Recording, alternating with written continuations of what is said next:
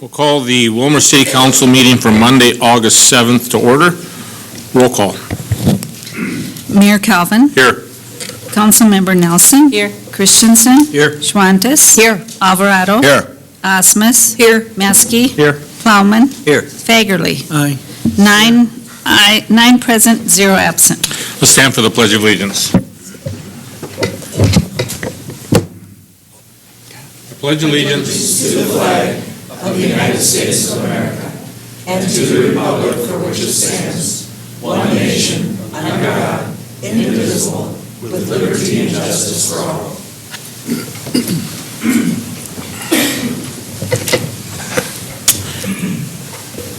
Are there any proposed additions or deletions to the agenda? I have added the labor item for wastewater treatment plant position approval.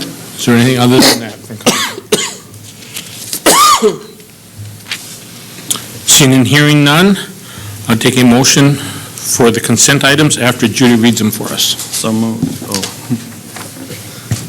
On the consent agenda tonight, we have for approval of the City Council minutes of July 17th, Willmar Municipal Utilities Board minutes of July 24th, Rice Hospital minutes of July 26th, Planning Commission minutes of July 26th, an application to conduct excluded bingo by the Pennock Lions Club, application for exempt permit West Central Ducks Unlimited, resolution to approve the Blizzard LLC, the Willmar Warhawks lease agreement, a resolution to approve Civic Center roof replacement change orders, resolution to accept project and authorize final payment for project number 1405, and also resolution to accept project and authorize final payment for project 1510.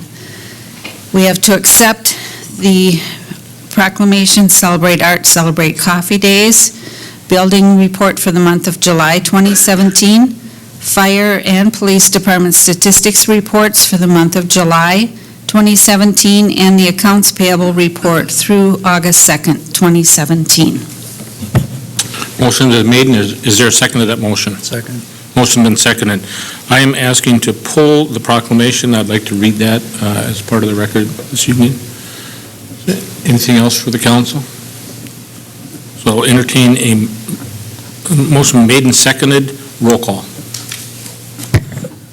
Councilmember Nelson. Aye. Christensen. Aye. Schwantes. Aye. Alvarado. Aye. Osmus. Aye. Maskey. Aye. Plowman. Aye. Fagerly. Aye. 8 ayes, 0 nays. And that resolution, or that motion does pass. I'd like to read a proclamation declaring for Celebrate Art, Celebrate Coffee. Whereas music, theater, dance, poetry, painting, and other forms of fine art are important to the residents of Willmar and Candioi County and our region, and whereas regional people have fond memories of Willmar's coffee heritage, and whereas my computer just went crazy. And whereas special events benefit our community and the people residing here, and whereas Willmar Area Arts Council volunteers have worked diligently to provide this fine arts event in our downtown for this being the 20th anniversary of the event, now therefore it be resolved that I, Marv Calvin, Mayor of the City of Willmar, do hereby proclaim September 16th, 2017, Celebrate Art, Celebrate Coffee Days in Willmar, and encourage all citizens to visit our downtown and attend the festival's activity. In witness hereof, I have hereunto set my hand and caused the seal of the City of Willmar to be affixed. Marv Calvin, Mayor for the City of Willmar. Just want to thank all the people that are working on the Celebrate Art, Celebrate Coffee project here in town. It's a great event, and again, this is going to be the 20th anniversary, so I just wanted to make sure and read that. I originally had asked that to be on consent. I wanted that pulled off. So with that, it was accepted through the motion, and so that it has been done. Also, the labor position was on consent, so that labor position was taken care of as well. Next, we have open forum, and we have Donna Service. I hope I got your name right.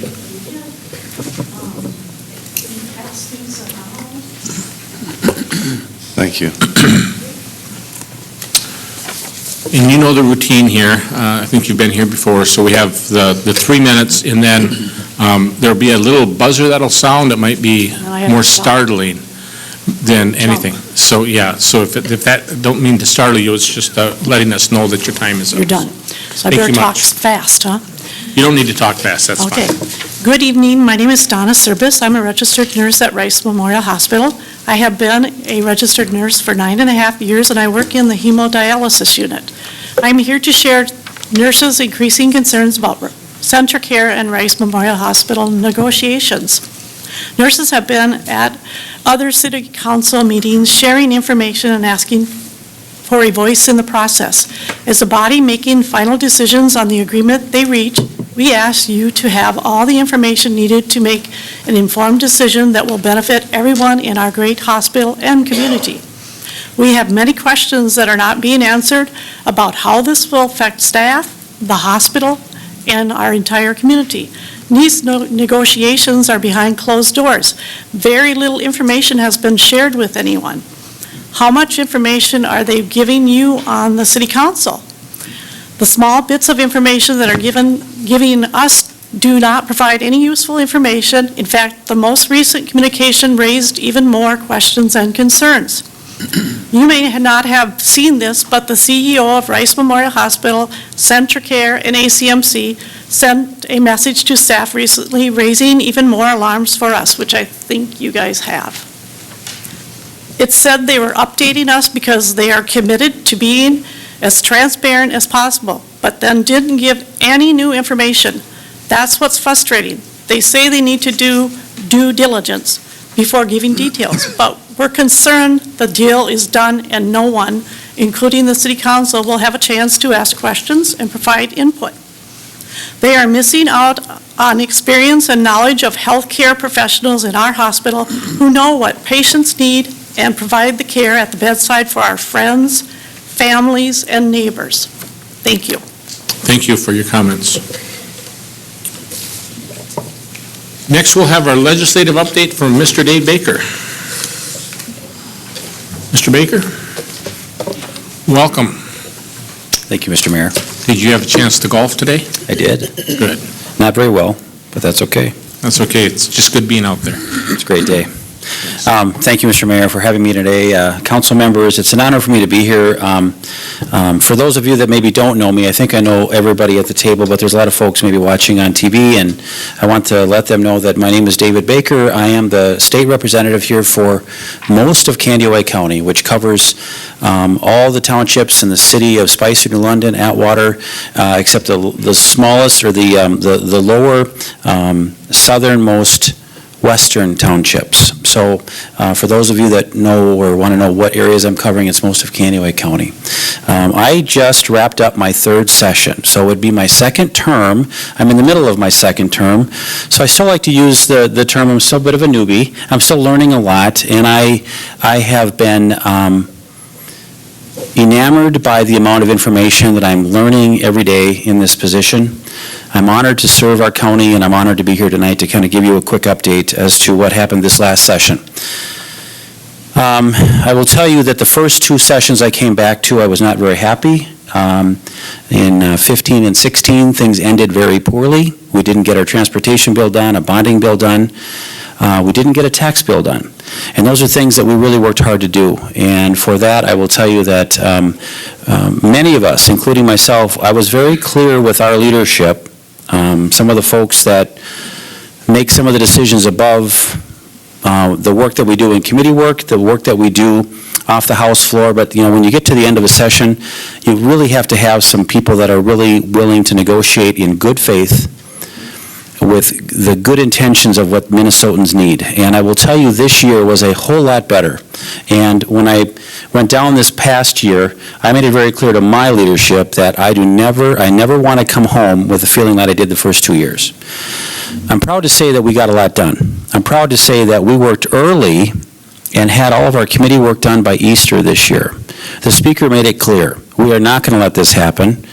We are going to work extra early, longer nights, later nights, to make sure the committee work was done. And we had a lot of hearings late, but we had a lot of ability towards the end of the session to work our negotiations, work with the Senate, and work with the governor's office in good faith. And so I feel really good about really upping the timeline. So I'm very proud to come home and say that we got the budget bill done this year. The funding is completed. We spent and are committing to spending $46 billion here in Minnesota. So we are spending a lot of money. We also are trying to deliver that on the most efficient way we can. Some of the major things, and I'm going to just touch on a few things, highlight. I know you've got a lot of things to do tonight, and then I'll maybe just take some questions and answer if I could. We first went down and had to deal with health care. Health care was and continues to be, a priority for us. The two major things that we did was we tried to do the Premium Relief Act early on to give the folks that had the individual market health insurance plans were typically not covered then under a small business or a business plan or had a company-sponsored plan. Those folks were seeing some major increases, 40, 50, 60% increases. If they received a 25% increase or more, we were able to give them a temporary refund on their health insurance. That was the first thing we did. I think we passed it about 3 weeks or so into the session, ended up being around $300 million. The second thing we did for health care was we readdressed and we got into the reason why we're seeing health care costs going up so much.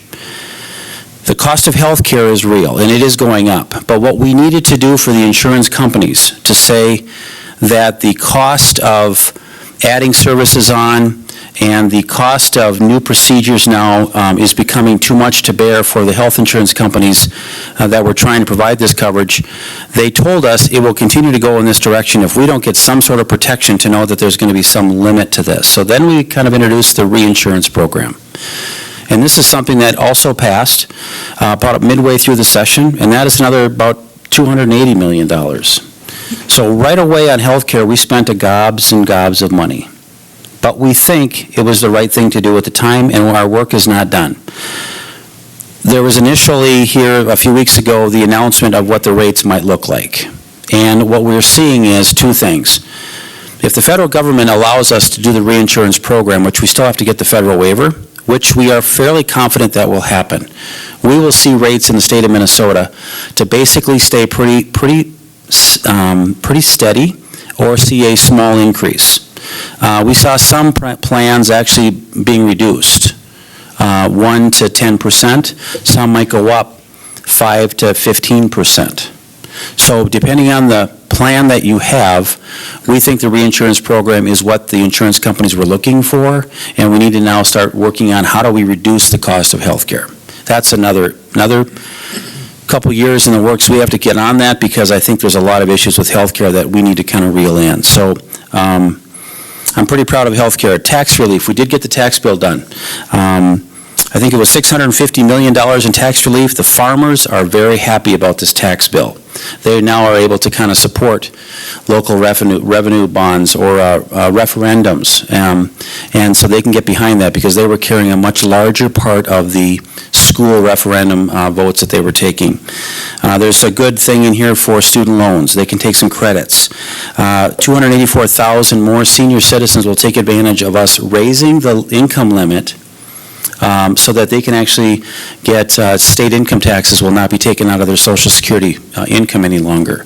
So we raised the income barrier from about $35,000 a year to about $55,000 a year. So that's going to make a big difference for a lot of seniors that can stay here in Minnesota, and that's going to make a big difference. So we're pretty happy about that. Also, I think mentioned earlier was a transportation bill that we worked on and passed. It was a $300 million plus bill that is off and running. It gives MnDOT a lot of strength and confidence to move forward into more of a 5- and 10-year plan, because now that we are committing more dollars to the transportation plan, that is a big win for transportation. We were able to also do a lot of work on bonding, so that we are going to work on getting a lot of the money in the bonding plans for transportation to go right into the corridors of commerce, which in our case will really help Highway 23 funding. We hope there will be some announcements in the next year to two about Highway 23 now has just triggered, one of the sections will be constructed. Our job as a legislature is to fund that fund. The corridors of commerce is what we needed to do. Now we are going to keep putting pressure on MnDOT to make sure Highway 23 is at the top of the list. So that's our plan on transportation. There was some good money for funding for small cities like we did before. That will help the smaller cities, under 5,000 in population, to do the little projects that they weren't able to do. We're also doing a lot of money for bridges around the state of Minnesota as well. We passed an education bill, 2% and a 2% increase for transportation. What we're hearing around the state is the school districts, the superintendents, the teachers are happy that this 2% was a real commitment to the state of Minnesota. Also, the Governor Dayton had a really big priority to do more for early childhood education, and I think we were able to come to the agreement of $50 million in new money for early education. So we think this year was a good year for education, for public education. Locally here, the Prairie Lakes Detention Center out on the Midwest campus, we worked hard to make sure they could stay open during the summer. Those kids out there are behind in their schooling, and we've got some awesome teachers out there. They came down a couple times and testified.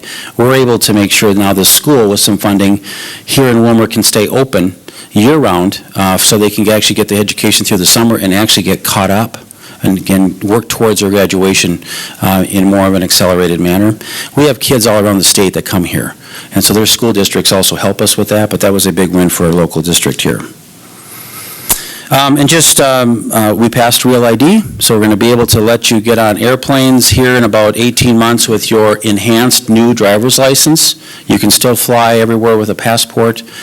However, we were one of the last two states in the nation to get that done, and we were able to come to an agreement on how to get that done, so that's a good news as well. We also have the CABS project, the bonding part of this. So two major projects coming our way was $7.5 million for a brand new state hospital coming to Willmar area for the most sick children that we have that are facing some real tough mental health issues. They're dangerous to themselves and others, and this hospital, which is currently operating on the Midwest campus, needs a new building. And we want to make sure that the great people at the campus now have allowed us an extra window of time to get an extended lease, and now we're actually going to start building a brand new building here in Willmar. We hope to have 16 beds of a new state hospital here within a couple of years. So we've got a really good project ahead of us there, and also the Glacial Lakes Bike Trail has been approved to finally get it done from New London High School over to Sibley State Park.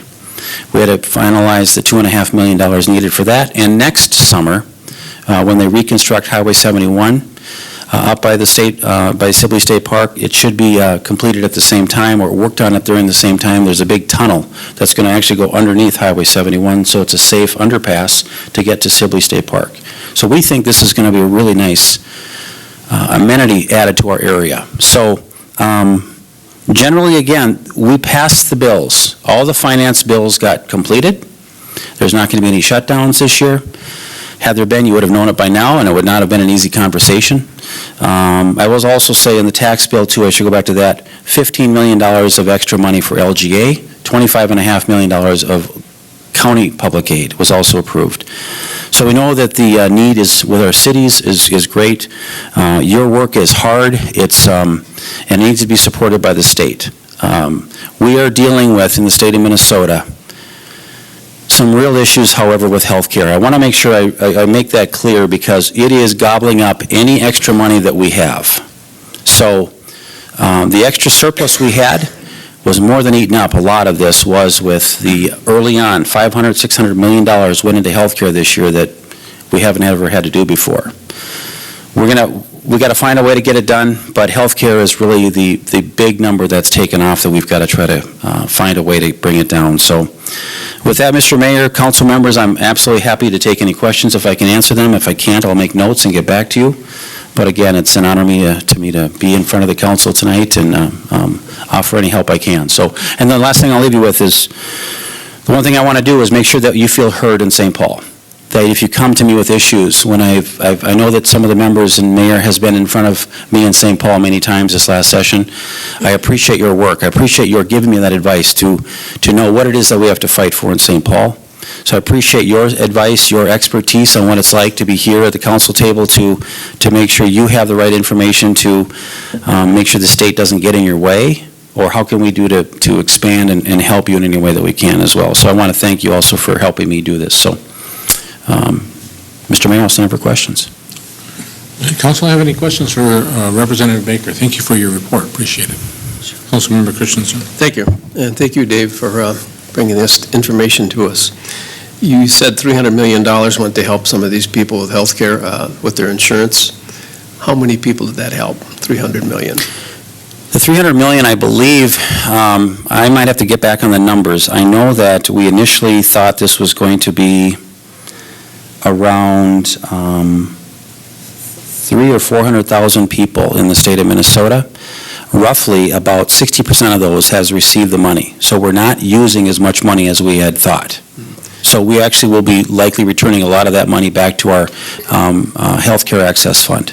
Okay, but now that's something you didn't plan on last year, funding that, and it's a one-time help. Is it going to happen again next year? It isn't just the premiums that are so high, and it's helping a large number of people, but it's not helping everybody. Somebody's got to pay for it, and that's us. Right. The deductibles are just out of sight. They're $3,000, $5,000, $10,000, and it's really not insurance you're buying anymore. It's if you can't use it, it's not insurance. But I thank you for what you've done down and I think you've represented us really, really well. But keep an eye on the health care thing. It's going to be upside down here pretty soon.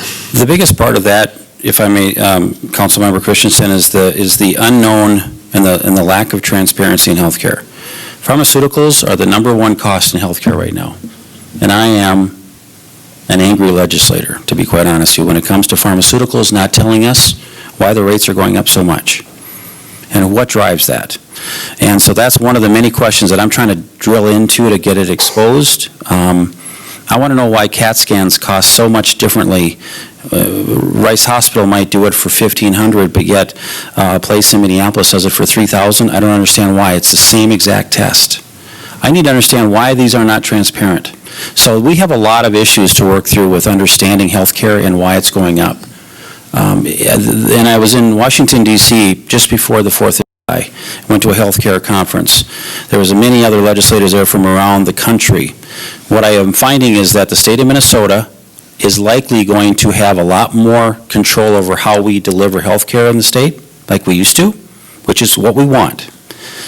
Even though there's a lot of unanswered questions coming out of the federal government right now, and you've seen it all in front of us on TV, we are likely going to have a lot more control. The money is likely going to be capped to some degree, and we're going to have to deal with less, and we can't expand our services like we'd like to. But the bottom line is we have to find out what is driving our costs and running away with this. So that's our next move. If I may, one of my main concerns is every dollar that goes into health insurance is taken out of the economy. I mean, think of all the dollars. Some people their insurance payments per month is the same or more than their house payment. And that takes money out of the economy. People can't buy cars, they can't buy TVs, and they can't go out and eat. Right. They can't buy houses because money is disappearing from our economy, and they can't shop at Walmart because the money is going into a premium. So that's my main concern. It's really a drag on our economics as far as the supply. I mean, I don't know if you've read the sales of motor vehicles the first 6 months of this year, but they're all down across the country. I think one of them was 15% down, and that's not a good indicator, but it's an indicator of money's going elsewhere.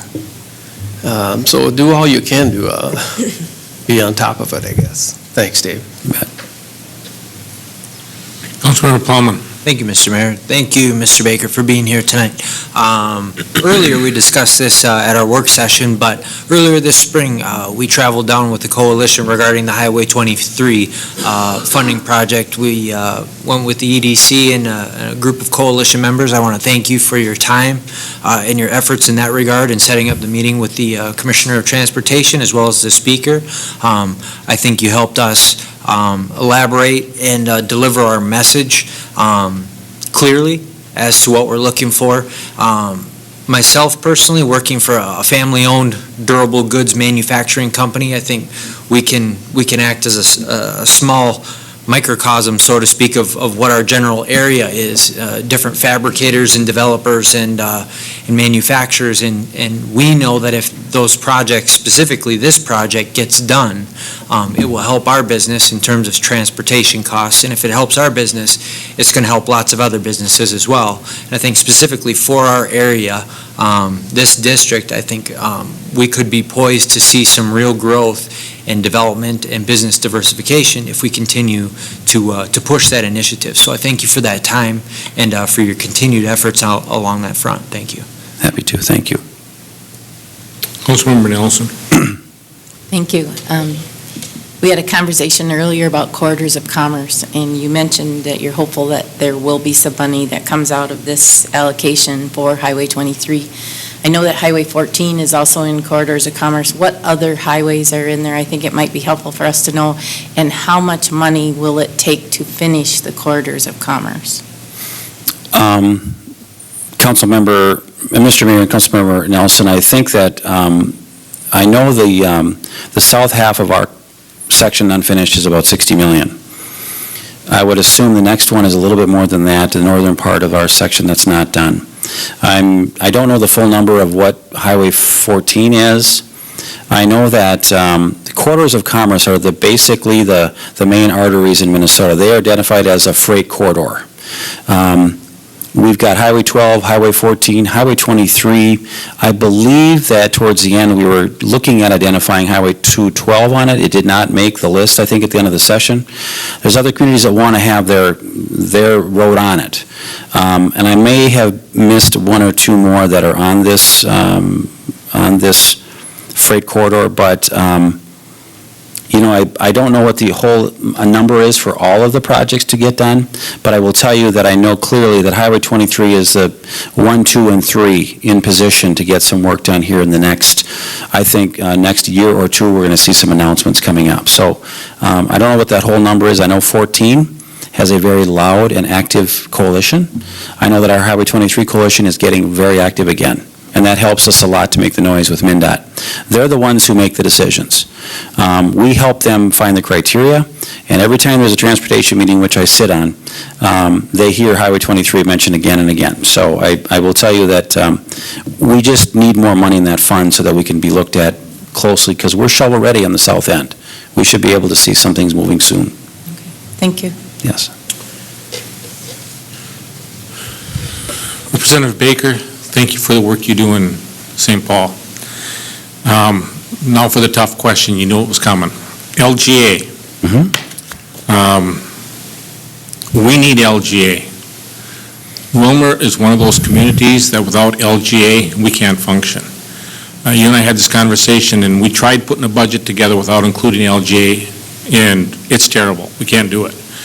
And we had put money in the budget. The governor had put in $30 million. Coalition of Greater Minnesota Cities was asking for $45 million. And you guys approved $15 million. And that's a big difference. And what ends up happening in that is, for the city of Willmar, it's about $43,000 annually. Now, I'm not going to scold the guy that gives me money, but at the same point, we need help on LGA.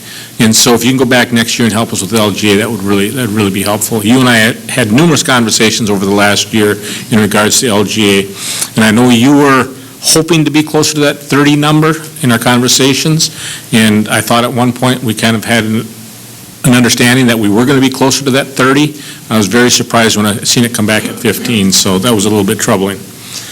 We'll talk a little bit about the transportation coalition that's getting going for Highway 13. You're going to hear a lot from us.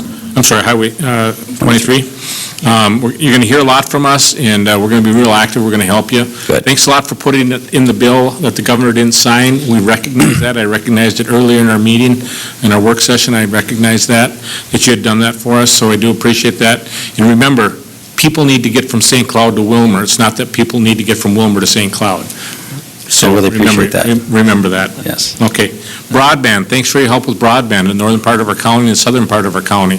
We didn't get the signatures that we needed. We didn't get the people to sign up, but you worked hard on that plan. And so we need to keep working on broadband. And our conversation on that is that Willmar's speed was going to be a little bit lower than some of the other areas, but that was going to be okay because at the end of the day, we're going to try to bring ours up too. So you have to do the give and take. So what's good for Candiota County is good for Willmar. What's good for Willmar is good for Candiota County. We have to remember that. So I personally want to thank you for the access that I have to you. A phone call, an email, they're returned right away, generally sometimes the same hour, generally the same day. So you're very accessible, so I appreciate that. So thank you for that, and keep up the good work. And the last thing I want to say is that Senator Lang was invited tonight, but was unable to attend. He had a previous commitment. So again, we need help with LGA, and thanks for the work that you do down in St. Paul. So keep up the good work. Thank you, Mr. Mayor and members. Always happy to be here for anything you need. Thank you. You bet. Thank you. Next, we have the Fire Department 2017 Community Service Award presentation. Chief Hansen, I see you have a number of your staff here with you, so if you want to just give a brief introduction, and I'll kind of go through the circumstances. So. Sure. Mr. Mayor, members of the council, I am very proud to stand here in front of you and very excited. The news that we got this award about a month or so ago was very surprising and very exciting.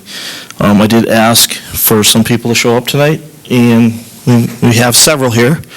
And I don't know if you want to explain. Sure. Go from there? Certainly.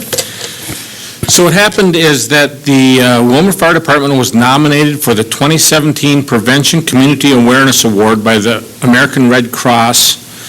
In April of 2017, the fire department participated in the American Red Cross smoke alarm campaign. On Saturday, April 22nd, and Thursday, April 27th, the fire department installed over 450 new smoke alarms in homes in the Willmar area. The fire department replaced some smoke alarms that were over 30 years old and even a couple from the 1970s. The program was such a huge success that the fire department is planning on doing this again in October 14th of 2017. So Frank, on behalf of the mayor's office, we want to congratulate you on your award. If you want to come forward, if you want to have your guys come forward Everybody's going to come forward, and we're going to have a little I guess I'll come around.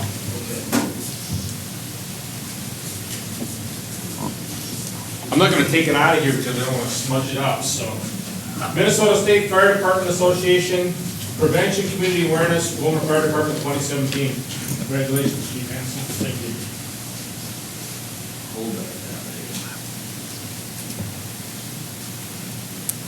Same money?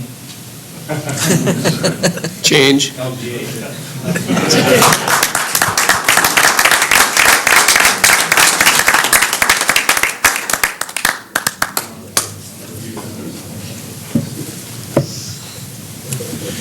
Chief, do you remember the last year that the fire department received an award like this? Was it 1991?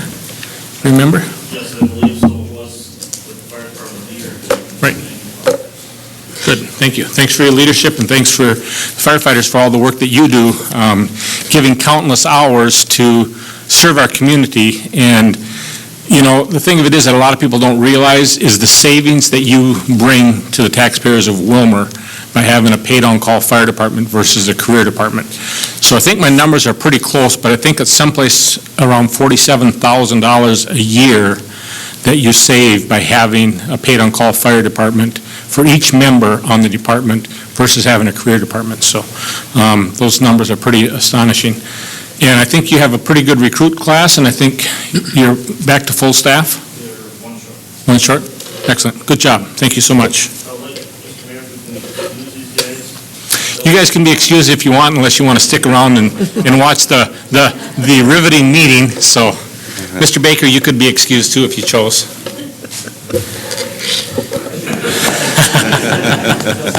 Thank you, sir. Thanks again, guys. You don't, I guess I could have put you on the spot and had you introduce all of them, but, so I could have got halfway through it, but I couldn't have got everybody done, so. Next is consideration of the Willmar Industrial Land Pricing Write-Down Policy and/or City of Willmar Business Subsidy Policy Amendment. Planning and Development Director Peterson.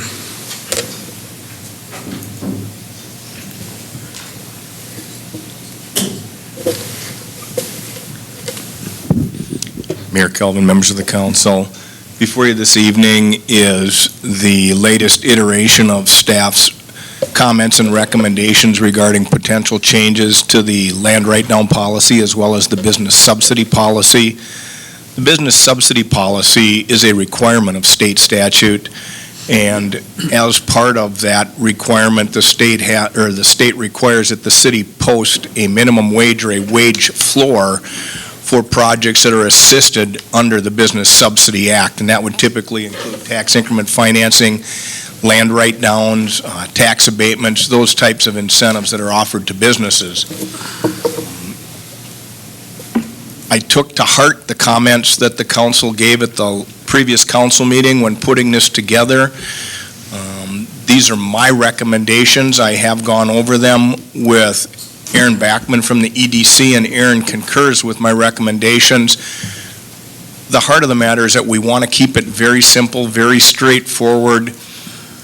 And with that being said, I'd be open to further discussion with the council regarding your views on what's been prepared and any way you think that falls short. Again, I'm trying to keep it very simple, not just from the standpoint of having a business understand what the city's policies are on the front end, but making it easier for the business to do their annual reporting. That's also a requirement to the state business subsidy statutes. So with that being said, I'd be open to any discussion the council might have. Council? Councilmember Alvarado. Yeah, I was of the understanding that we were going to maybe consider tying the wage to a ratio or a percentage to kind of, so we wouldn't have to worry about coming back to this year after year. We'd have it tied to that, and I can't, help me out, I can't remember the Minnesota Index for Large Companies. the Minnesota Index for Large Companies for the wage, and I was wondering why that got looked over, or what's your thoughts on that, please? Mr. Peterson? The revised hourly wage that was recommended is at the 150% of the Minnesota employer minimum wage. Again, I tried to take the confusion out of the policy from a business perspective, because with that reference in there, they might not understand it. I've had some conversations with council people and would not object to putting the 150% back in there, or the 1.5 times, however you wish to look at it. We can convey that hourly rate to the business, and if that is done, then my recommendation regarding a scaled incentive based on wages paid would need to be adjusted accordingly. Okay, thank you. Councilmember Metzke. So I was just going to say that this is as much of a tiered system as we can get. And I think it was a very difficult task to try to balance, the concept of having a completely open subjective thing where there is no bottoms or anything else, and maybe we could sell entire property, with the idea and concept that some people have that this is some type of corporate welfare kind of a piece. So I applaud the effort. I think that the way you put the wages in here, you created a tiered system more or less, but the only one that would be defined by statute would be the one that you're talking about. So by putting the other two, you'd have to adjust those continuously. So I think this is a move in the right direction. It takes away some of the subjectivity, I believe, that was in here. So I think this is a move in the right direction, and I applaud your efforts. Thank you. Councilmember Plowman. Thank you, Mr. Mayor. I know a previous discussion maybe revolved around the sunsetting or the termination of the current policy as it stands as we transition. I noticed at the very end here, it addresses two specific projects that are currently being developed and submitted through the EDC. Any thoughts regarding other projects and what the sunset date might be for anything that may happen to come up before the end of the year? Well, it would be the intention of staff that if the council approves these changes, that would be the immediate policy change moving forward. It would not wait till the end of the year to make that change. We would make those changes and put them in effect immediately. Okay, thanks. Planning Development Director Peterson, so did you take into consideration the council's conversation in regards to the tiered system going to the end of the year for implementation? Kind of like we called it the fire sale or something like that, I think we called it at one point. And did you decide that that was best not to do that? Is that why you didn't put it in there? I tried to keep the moving parts as few as possible. If the council wants to put that back in and say, if you do something by the end of the year, this is the increased incentive that will be available, I'm not against that. As long as I've got clear direction, I can rewrite that policy to read exactly what the council intends. Did that answer your question, Mr. Mayor? No, it did not. Okay, Let me try it one more time. So you took into consideration the council's suggestion and felt it was best to write the policy this way? Is that what you were saying? Again, from the standpoint of just reducing the number of moving parts, having clear cutoff dates, except for those two projects where the EDC and staff have already made those offers. I thought that would be the best way to transition. I'm not against doing it the other way. It's just requires some additional bookkeeping in-house, and like anything else with a transitioning time frame, I just go on my computer scheduler and write myself notes, so I change it at a later date. It's not difficult. Councilmember Plowman. Thank you, Mr. Mayor. Do you see any downsides? Okay, so this offer would be extended to the two that are currently in the works. Are there downsides to doing that with, say, any projects that would happen to pop up according to this timeline? Because I imagine if they don't, if a letter of intent isn't acted upon by the end of this calendar year, there's no way anything's going to be completed in 2018 anyways. So it would effectively sunset and just kind of basically sunset the program with any remaining programs through the end of the year, which we got how many months left? A few months left, but. Yeah, I agree with your analysis. They're going to have to make a decision and have something in writing with us by the end of this year. And with a letter of intent, I might even consider that to be, to include a purchase agreement for property. So, I would be open to that. It's not unworkable. Again, we would know within a fixed period of time, a finite period of time, who we're dealing with. Councilmember Nelson, followed by Schwantes. Thank you, Mayor Calvin. I like the idea that had been brought forward by Councilmember Plowman about, putting it out there. I still remain concerned about that we're kind of narrowing the toolbox a little bit with some of the things that are being brought forward. I did also hear a concern about using the large employer, that perhaps there was a different, that was more suitable for our community than the large employer one, but I don't have a recommendation on the other one. But I do remain concerned. I think we've just started some good growth out there, and I would just hope that we could keep the doors open to what we need to do to bring business to the community. I think our goal should be to be bringing business in to that industrial park as soon as we can, to the tax base. So I'm a little concerned with why we're looking at tightening this up at this point in time.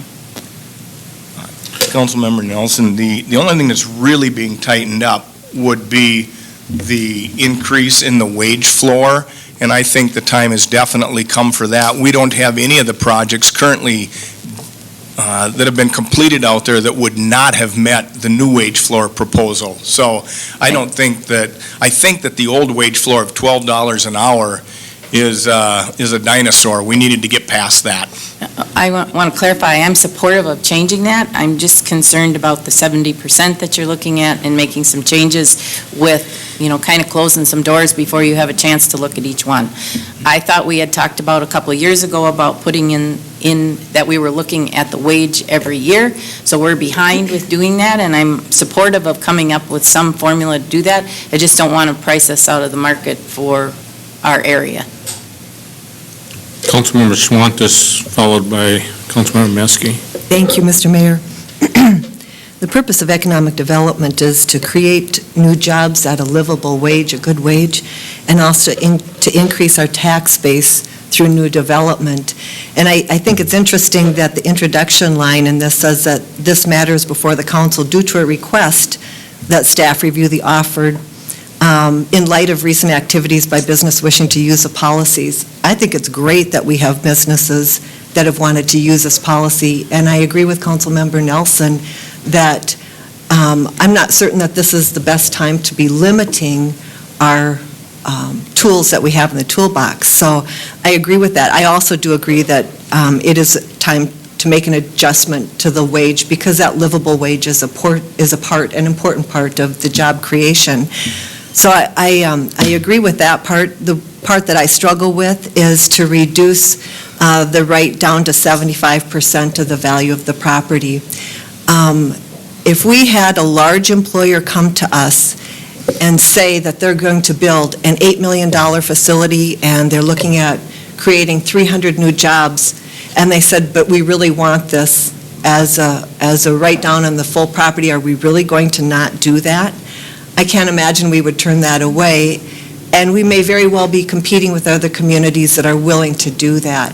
I don't think that we should set a policy that we would expect to make an exception to. I personally would be in favor of making an exception to that policy to get that business. So I would advocate that we remove the 75% write-down maximum. Councilmember Meske. That is exactly the sticking point of what makes this a difficult thing to do. The original one we saw was 50%. And so we had someone who thought 50%, and we had people that thought it was 100, and this looks like a compromise at 75%. And if the economic development person says this is one that they can work with and doesn't cite it as being a major difficulty, I think this is one of those things you do in politics, and it compromises it, and nobody walks away completely happy, but I don't think this should disrupt the development of business in the city of Willmar. And if it does, we can revisit it. But as it sits now, this seems to be kind of the middle ground that we were looking for. Councilmember Christensen. Thank you, Mr. Mayor. Mr. Meske said pretty much what I was going to say. I was wondering where the 50% went, and it looks like something that we could all agree to. It's kind of the middle road, and I would stick with the 50% personally, but if our economic development, Mr. Peterson suggests that 75 is palatable, I'm in total agreement with that. And I think it's right, because we're giving away the house here. And I suggest that this policy is a guideline. It's not in stone, and if somebody comes with 300 new jobs and an $8 million building, I suspect if they asked for a different policy, we'd probably look at it, consider it. But I like the idea of 75%. It's a compromise. Mr. Peterson. Mayor Kelvin, members of the council, staff is looking at this really from two perspectives. Obviously, we want nothing more than to fill that park with good development and good jobs.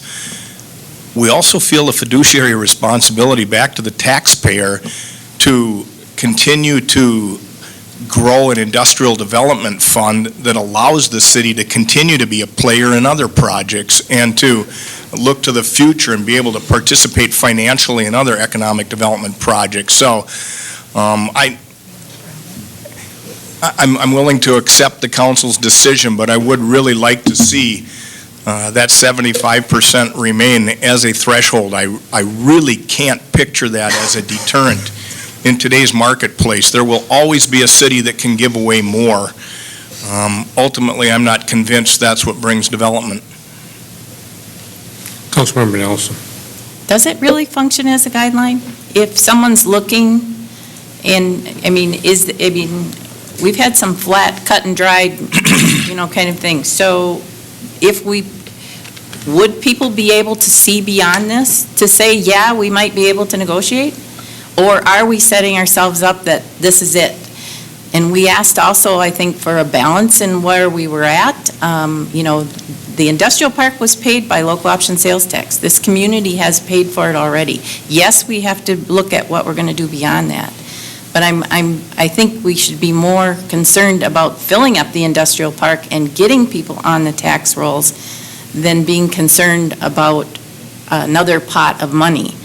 And I think there's a balance there somewhere, and we asked for that information. No one seemed to know what that balance was either. So I'm reluctant to move ahead with this tonight. I think I'd like to think about it some more. I'm uncomfortable with it.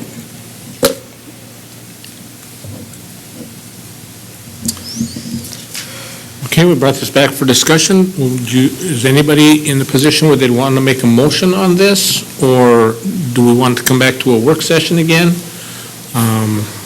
Or where are we as a council? Mr. Mayor, I would make a motion that we approve the recommendation of our Community Development Director, Mr. Peterson.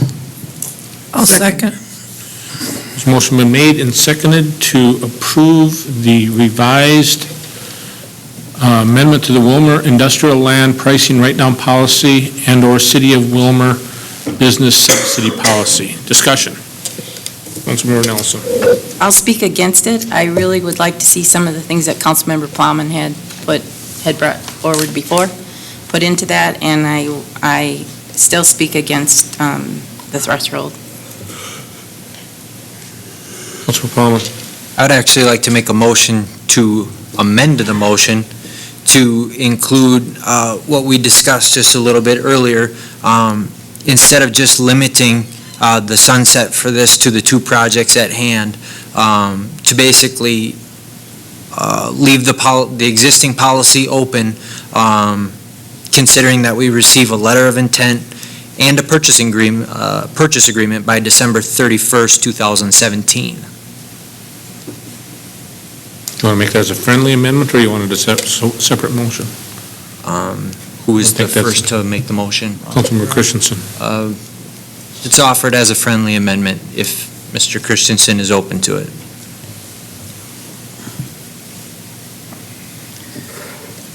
Would you explain it one more time? Exactly what your intention is here? The purpose would be to leave the existing policy in place until the end of this year, so that as a marketing tool for our local EDC to, if they have prospective leads out there, that they can go to those leads and they can say, hey, we've got this industrial park land, we've got the Alta survey ready to go, we've got some programs available, but it is going to be sunsetting at the end of this year, so now's the time to make a decision. It buys them some marketability, but also a little bit of time to the end of the year to put together a potential deal. Would there be a deadline to it, like you have to do it by? December 31st, 2017 would be the deadline for their... the building of it, Yeah, that would also go into, just along with the existing two projects, so the work would be completed by December 31st, 2018. But they'd have to get rolling on it by the end of this year. You can leave it a standalone motion if you're more comfortable with that. Well, it was recommended by our Community Development Director to not have that as part of this. I don't know. Okay, we have a I'll take it as a standalone motion. Yeah, we can do that. We'll take it as a standalone motion rather than a friendly amendment. Okay. It's a standalone motion to adjust the time frame under which people can partake of the current policy. Is there a second to that motion? Second. Motion's been seconded. Discussion to the motion. Amendment. To the amendment. Councilmember Alvarado. Thank you, Mr. Mayor. I like Mr. Councilmember Pullman's suggestion as an incentive to try to get some new business into the industrial park. So I would speak in favor of that. in that amendment. Councilmember Maskey, followed by Christensen. Thank you, Mr. Mayor. Maskey followed by Christensen, I'm sorry. I'd say, I don't like it, and that's why I will vote for it. Because it, again, there is a sunset to what I don't like of the potential of giving property away, but it puts an end to it, and I love the sunset, so I would support it even though I don't like the concept. Councilmember Christensen. Thank you, Mr. Mayor. Ditto, because it's August. Right. It's August, so, yeah, I support it, too. That. Okay, any discussion on the amendment? So the amendment is to direct staff to leave the policy open until the end of the year, the current policy open to the end of the year. It would include the two that are there, but it would also open it in case they've got any plans in the works. All those in favor of that amendment signify by saying aye. Aye. Those opposed, same sign. That motion does carry. Now back to the original motion, which is accepting the amendment to the Willmar Industrial Land Pricing Write-Down Policy and/or City of Willmar Business Subsidy Policy with the amendment that we just approved. Additional discussion. I'm going to do a roll call on this one. Roll call? I'm sorry. Comment? Councilmember Nelson? We've made some changes to it. I'm uncomfortable that the recommendations are not in the format of the actual agreement. I'm just not quite sure why we're in such a hurry to do it, so I will probably be voting against it, so. It's August. Roll call. Councilmember Christensen. Aye. Schwantes. Aye. Alvarado. Aye. Osmus. Aye. Maskey. Aye. Plowman. Aye. Fagerly. Nelson. No. 7 ayes, 1 nay. That motion does pass. Next is consideration of the SCADA systems upgrade and surveillance improvement projects. Mr. Christensen, our Public Works Director. Thank you, Mayor, members of the council. In front of you, I won't read the entire thing to you, but I will read the introduction and request. So this project would award a SCADA system and upgrades that include a surveillance system improvements to the wastewater treatment plant using In Control, Inc., and award a software upgrades to GS Systems, Inc. The system itself was put into place in 2010, and so it's reached its point of reliability. And this system is used to control all the pump stations in town, including the pump stations out at Eagle Lake. They're controlled and monitored by the system. The staff has planned to replace the aging computer system and install the software upgrades to bring it up to date, as well as a visualization software. And along with this, we are upgrading our surveillance system for the wastewater treatment site itself. Visualization software, as well as bringing it up to date, will allow the SCADA systems to be installed in the future on multiple operating systems, thus eliminating the need for future upgrades of the software each time we replace computer hardware and operating systems. So at this time, I would recommend the award the wastewater treatment facility SCADA system upgrade and surveillance improvements project to In Control in the amount of $152,172, and award the wastewater treatment facility systems software upgrade and surveillance software to GS Systems in the amount of $95,878. Mr. Mayor, I'll introduce that motion. Second.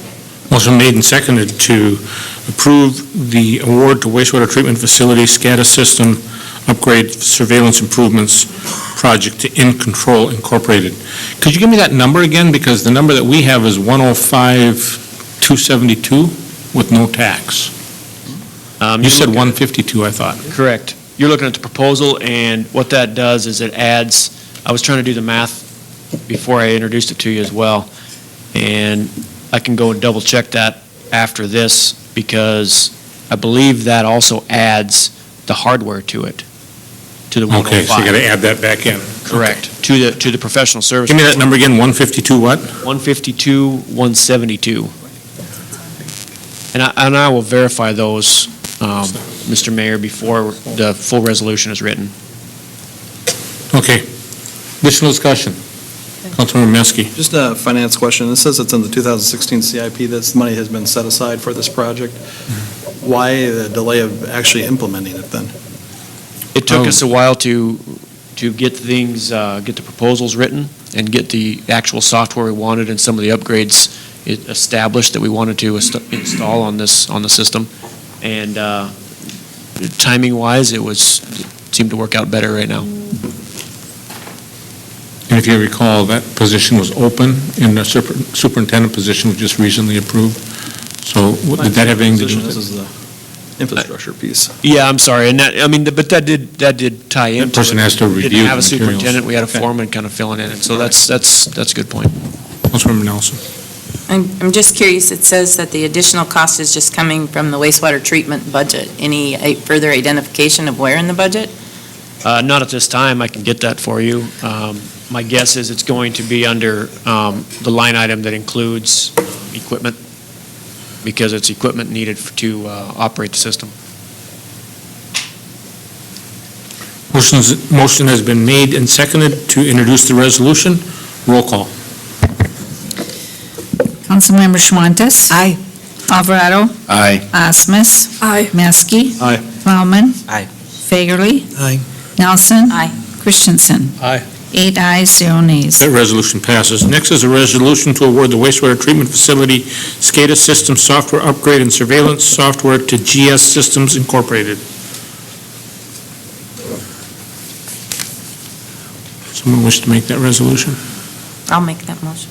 Second. Motion been made and seconded to introduce a resolution to award the wastewater treatment facility SCADA system software upgrade and surveillance software to GS Systems Incorporated. Discussion. Roll call. Councilmember Alvarado? Aye. Osmus? Aye. Meske? Aye. Plowman? Aye. Fagerly? Aye. Nelson? Aye. Christensen? Aye. Schwantes? Aye.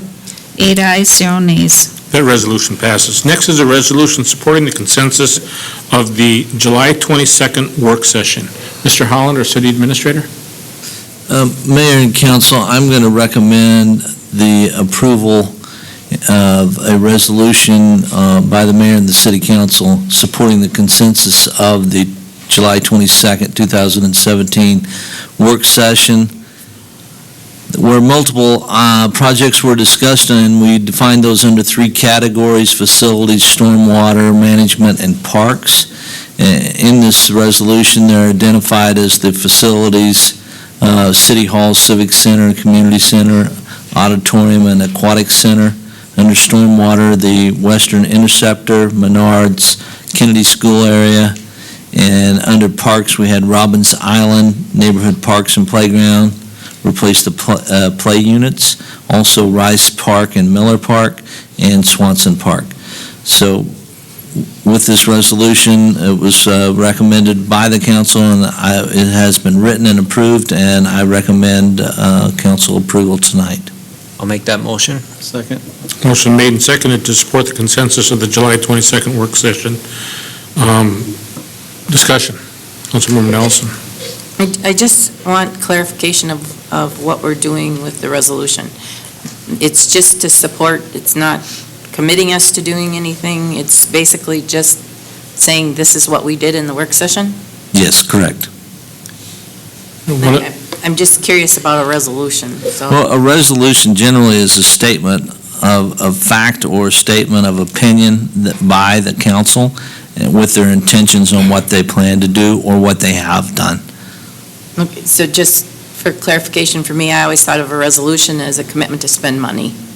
No. And a motion was, so I just. Sometimes it can be to support, global warming efforts, whatever, so. They do that in Aspen a lot, so.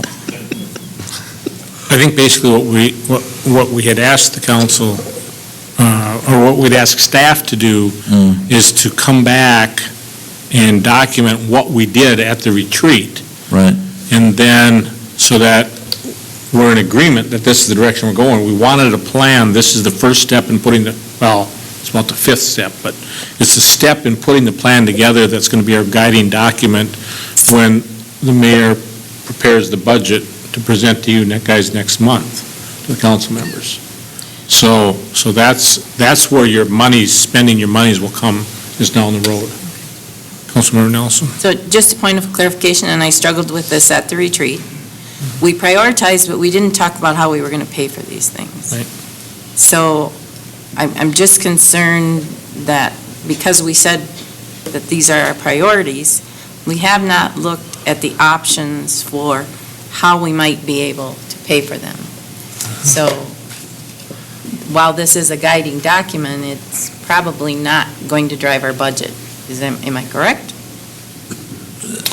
No, I would say that it would drive the budget because we are saying that this is what we're going to work on. The budget, you start, when these are your guiding projects, now you start building your budget. When you build your budget, you find out that, well, we got to find another way to fund it. That's how you bring that back in. And so the funding sources on some of these are still yet to be decided. Some of them, there are funds to do currently, but others of them there aren't. As an example, the aquatic center, there's nothing in the budget today to pay for the aquatic center, but we were told that that's a priority, so it'll be in the 2018 budget under cash, as a simple one. The community center, that probably is something that will take maybe local option sales tax, or, we'll have to have those community conversations to decide where we're going to go with those. And I might also add just, tonight, we're going to talk about Rice Park and Miller Park here, and the funding of those are going to be presented tonight. So those will be addressed immediately.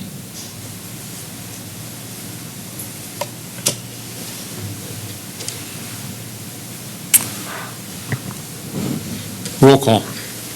Councilmember Osmus? Aye. Meske? Aye. Plowman? Aye. Fagerly? I'm abstaining. Nelson? Aye. Christensen? Abstain. Schwantes? Aye. Alvarado? Aye. 6 ayes, 0 nays, 2 abstain. And that resolution passes. Next is consideration of Rice Park alternates. Mr. Brizendine. Mayor Calvin, members of the council, before you is a introduction to the Rice Park project alternates that we have discussed on a couple of occasions. Wanted to bring to light the alternates as presented and have the council make decisions moving forward on what they would like staff to do as that project is underway. The first alternate is the shade structure. We have been quoted a price of $19,530 from our splash pad consultant for that piece of the project. Alternate 2 is a tennis court, the removal of the existing tennis court. Chester Contracting had submitted bids of $18,500 for that project. The next alternate is the concrete seat walls around the plaza area of the splash pad. The quote on that is $38,900 from Chester Contracting. Alternate 5 is the south concrete walkway from the splash pad area to Rice Avenue. Chester Contracting has submitted a bid of $5,900 for that project. Landscaping and irrigation around the shelter and the splash pad area. Chester Contracting bid $22,800 for that work. And it is staff's recommendation to turn down the alternate 7 and 8 for a concrete countertop or a granite countertop and stay with what is in the original bid plans. So those are the alternates before you for Rice Park.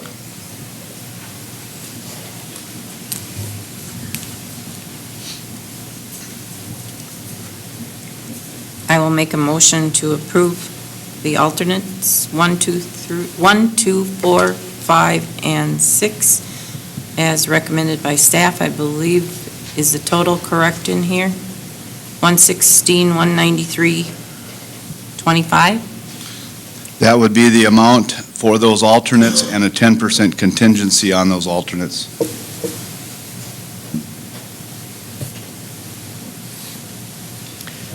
Second. Motion's been made and seconded to accept the alternates in the amount of $116,193.25, including a 10% contingency. Councilmember Meske. I was curious, we did talk about these in detail as part of our planning of the things we just talked about from the working session. Curious because we talked about sidewalks and we talked about tennis court removal timings and things like that. Where is that in here? Are we going back to the original plan? Because we talked about saving some dollars and having some of this work done internally and maybe changing those, and we were going to explore those numbers. Is that reflected here, or I think I'm still looking at the original numbers? Mayor Calvin, members of the council, Councilman Meske, the numbers that you're seeing are with contractors doing that work, not public works staff. Did Public Works staff look at it, and can they do the work? Because that was one thing that we asked. Mayor Calvin, Public Works staff can do the work. The Public Works staff is currently busy doing other work, and with the prices quoted to us by the contractor, staff recommends letting the contractor do it for those prices. Councilmember Nelson. Just also, the tennis courts can't be removed until we make a decision on Miller Park. So do we need to have that? So we're not going to remove the tennis courts unless we do the other ones. Is that correct? Mayor Calvin, members of the council, that would be staff's recommendation that we would do the Miller tennis court projects if indeed we're going to remove. Bottom line is the courts at Rice Park are usable, but they're not in the greatest of shape regardless. So I think if you didn't do Miller Park, I would guess that staff would still recommend eliminating those courts because they're going to have to be redone at some point if you left them there in the very near future.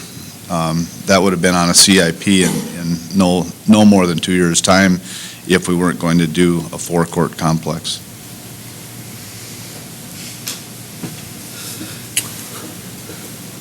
A resolution has been introduced and seconded to consider the Rice Park alternatives. Roll call. Councilmember Meske. Aye. Plowman. Aye. Fagerly. Abstain. Nelson. Aye. Christensen. Abstain. Schwantes. Aye. Alvarado. Aye. Osmus. Aye. 6 ayes, 0 nays, 2 abstain. And that resolution passes. Next is consideration of Miller Park tennis courts. Mr. Brizendine. Mayor Calvin, members of the council, before you is a proposal to put the Miller Park tennis court project out for bid. Staff has been working with SRF Consulting to create bid documents for turning the 2 courts at Miller Park into a four-court complex, moving the courts, additional courts to the eastern part of the existing 2 courts. In doing that, we would remove a few pieces of playground apparatus, and depending on the quotes as they were to come in or bids as they were to come in the future, would depend on how much of this work we'd get done regarding the budget. But it's staff's recommendation to allow us to bid out the Miller Park tennis court project.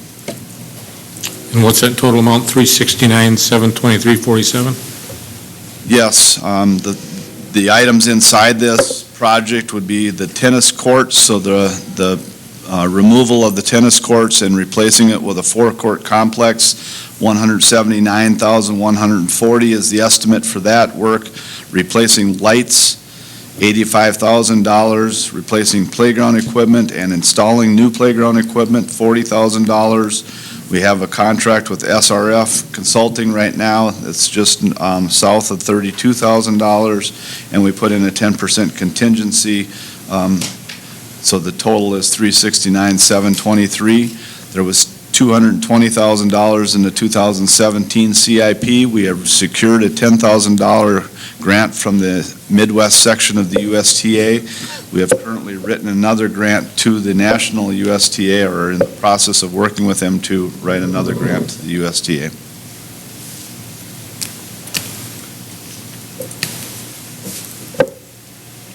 Can we get a motion in a second first? I'll make a motion to enter the resolution, or as presented. Second. Motion has been made and seconded to introduce a resolution to consider the Miller Park tennis courts and playground equipment. Discussion, Councilmember Metzger. In light of, again, the conversations we had, I read on financial impact, and it says that the reauthorization funds could come from the Swanson Field project.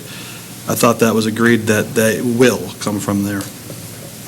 That's what we talked about at the retreat, but no formal action had been taken yet on those recommendations, so it had to be written this way in case that other resolution didn't pass.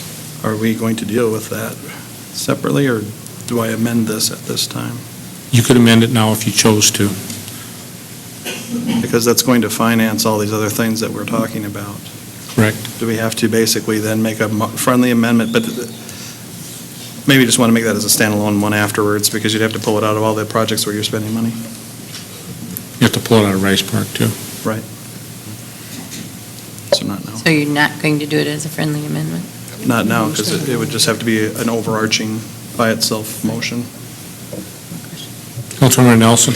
I'm just curious when we will hear on that grant that was written. I thought it was time for us to hear. Mayor Calvin, members of the council, Council Member Nelson, there is no time deadline for this grant application. Staff sent information that they had requested to us last week. Typically, it takes them about 5 or 6 days to get back with responses to the information we shared with them. The $10,000 grant that we got from the local was the same type of process that we shared a fair amount of information regarding the project, and we received approval, and from what we're hearing from our local contacts with the USTA, that's a very similar process to this. There is no timeline.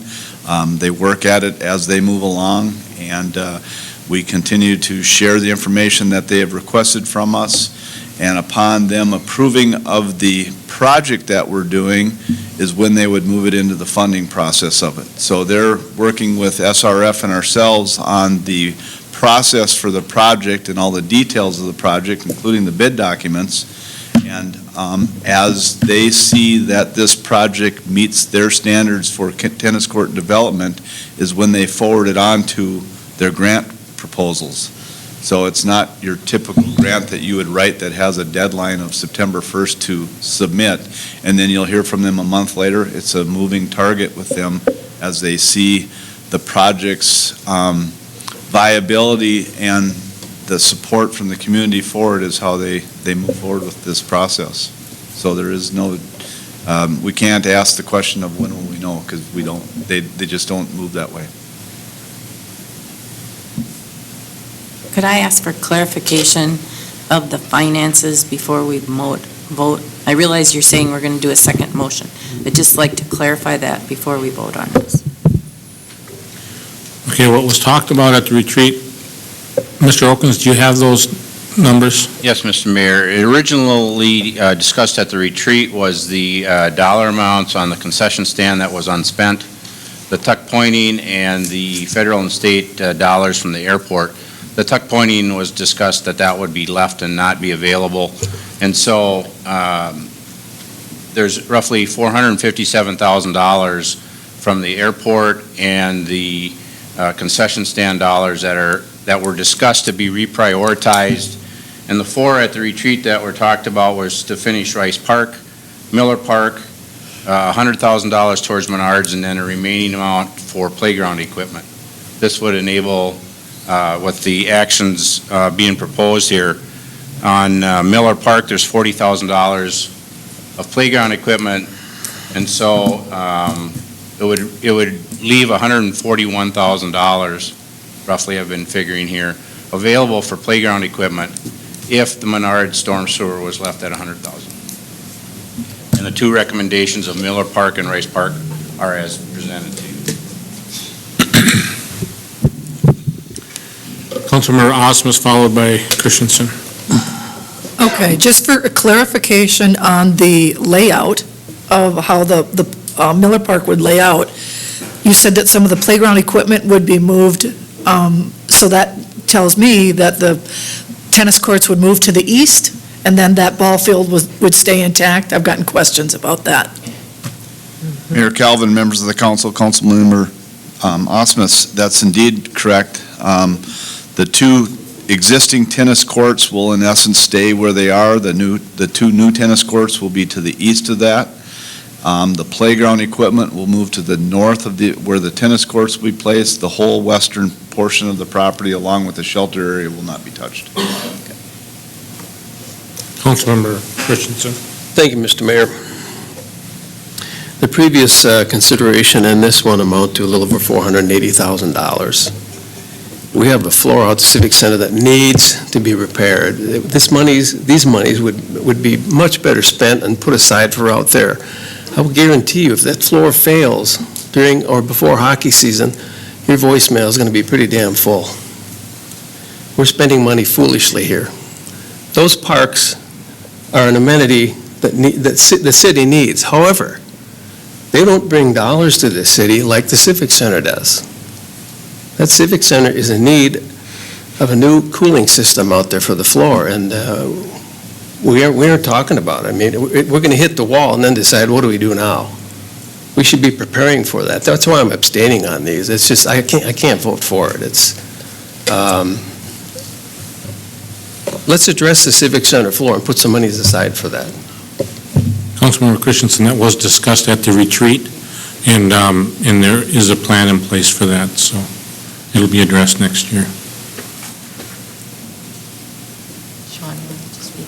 Councilmember. No, I was going to point out, it is, on the resolution we passed, it is the number 2 facility piece, and then we did talk about how to fund some of those things. But I would share some of the concerns that Councilmember Christensen is talking about as it pertains to parks, but we did hammer a lot of that out at the retreat, and that's why you'll see the diverting of those funds for the facility out at the ballpark because of that, and moving some things around according to priorities. So I'm comfortable with where we're going, as long as we keep them all relevant to what's in our resolution that we just passed. Yeah, for the listening public's information, the council spent considerable amount of time talking about this at the last retreat. Probably about 2 hours of our time was spent on these 2 issues. And there was a proposal that was put forward for the council to consider, which the council will still have a chance to digest and come back and tweak as they choose. But the issue of the ice out at the Civic Center is a grave concern to the council. It was an item that was discussed at length at the retreat. Councilmember Christensen was not in attendance at the retreat, was unable to attend. He told us that before the retreat happened, so we knew he wasn't going to be there. But that's the reason for the clarification. So just want to make everybody aware that, we haven't disregarded that. We are working on that. It's just that he wasn't aware of that because he wasn't able to attend the retreat due to a family commitment. So, Councilmember. I would just add one thing too, as you just heard the breakdown of where we were talking about reallocation.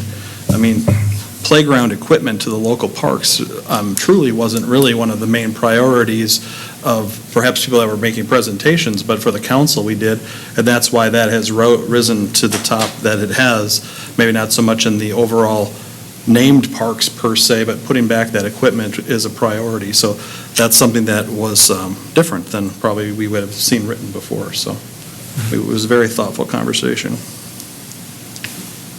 Additional discussion, Councilmember Alvarado.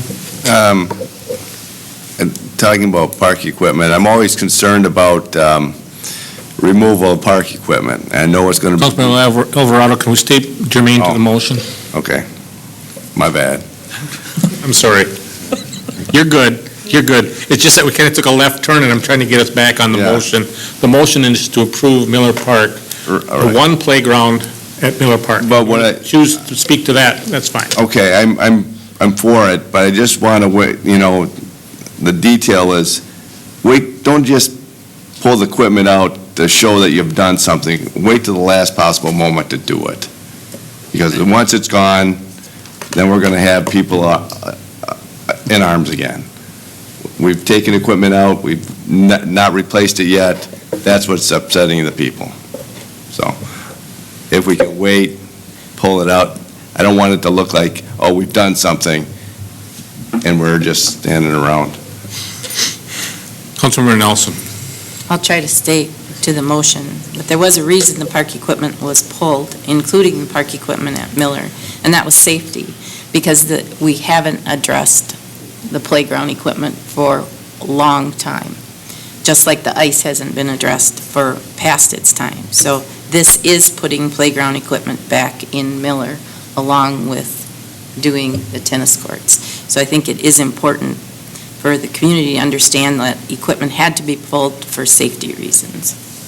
Councilmember Fagerly. Thank you, Mr. Mayor. I guess this is for Steve. Did we get a request from the school for more tennis courts, or do we need 4 of them at Miller Park? Mayor Calvin, members of the council, Councilman Fagerly, in speaking with the tennis community, they think that the 2 school facilities are great for the purposes that they serve, and that's the school-based students and the teams that play there. What we're trying to do with this project is to consolidate some of our facilities, if you want to say it that way, into one location so that our maintenance can be minimized. By having all the neighborhood tennis courts that we've had in this community, we've downsized those tremendously. North side is no longer, we play pickleball there. Pleasant View was torn out a year ago.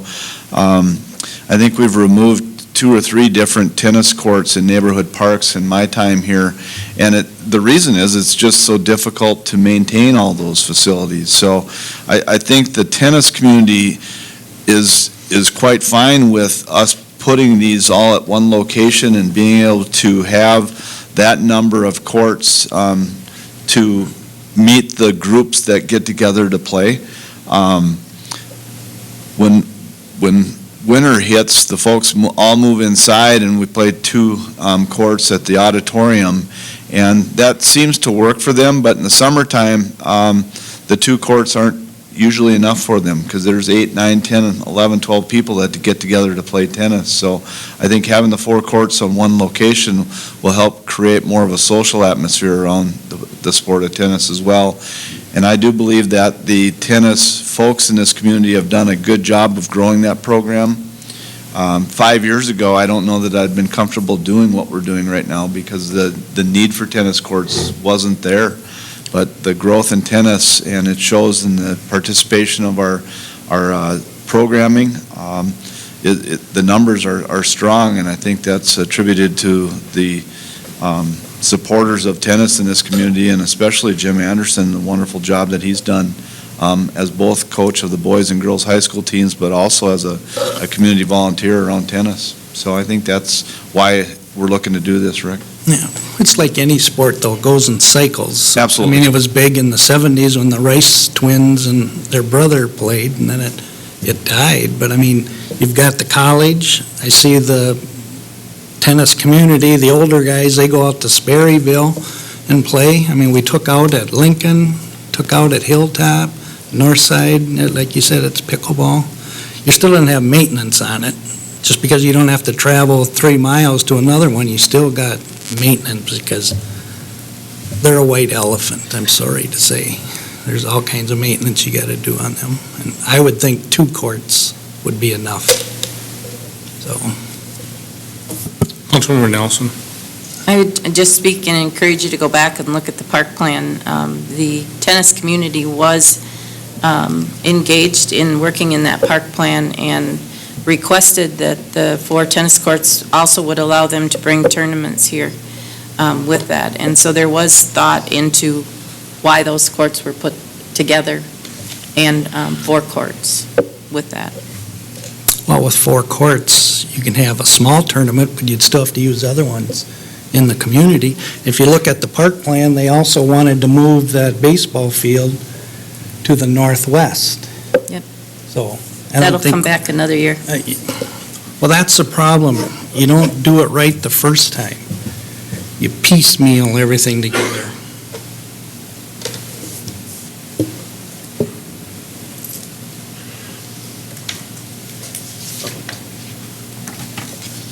I'm done. Roll call. For consideration of Miller Park tennis courts in the amount of $369,723.47, the amounts to be offset by grants that we may receive in the future. Roll call. Councilmember Plowman, Aye. Fagerly, Abstain. Nelson, Aye. Christensen, Abstain. Schwantes. Aye. Alvarado, Aye. Osmus. Aye. Maskey. Aye. 6 ayes, 0 nays, 2 abstain. That resolution does pass. Councilmember Meske? I would move that we reallocate the 2017 CIP budget, the withheld federal airport funds and Swanson concession stand dollars in the amount of $457,000 to the capital priorities of the completion of Rice Park, which we've just already did, the Miller Park tennis courts, the Menards stormwater project design, and the additional money to be put back into neighborhood playground equipment. Second. Mr. Christensen, I believe, wanted us to consider the Western Interceptor instead of the Menards You're both in there. as a priority. So I think that that was a change towards the end of the meeting. Mr. Christensen, is that right, our Public Works Director? Please repeat which 2 projects we're comparing? We're comparing the Menards holding detention area and the Western Interceptor piece. I thought at the end of the retreat, you had wanted that $100,000 to go to the Western Interceptor instead of the Menards piece. I believe that's the case. The Western Interceptor is already in the CIP to be designed this year, so I would agree with that, yes. Yep, I can amend that. That's absolutely, that's, looking at the numbers, that is correct. Right, I think, and I was going to say that when he was saying that, but I was going to wait till the motion came, so. Yep. Okay, so that would state the Western Interceptor. Absolutely, yep. Okay. The motion been made and seconded. Discussion, Councilmember Nelson. Is there a reason that we need to reallocate all of it? And can we not just reallocate the parts that we just approved tonight for Rice Park and Miller Park? I think those are what are there. Right, it's leaving some additional dollars there to go into capital is what it's doing. It's reappropriating those dollars in the amounts that Mr. Oken stated. I think it's cleaner to just move it all so that it comes out of that so that there's no confusion. Councilmember Schwantes. The indication, thank you, Mr. Mayor, in the write-up, it references that the balance would go to playgrounds, and I would like to leave that open, that it would be staff's recommendation as to the dollar amount that they would recommend that we use for additional playground equipment, and not necessarily feel that we need to spend that entire dollar amount.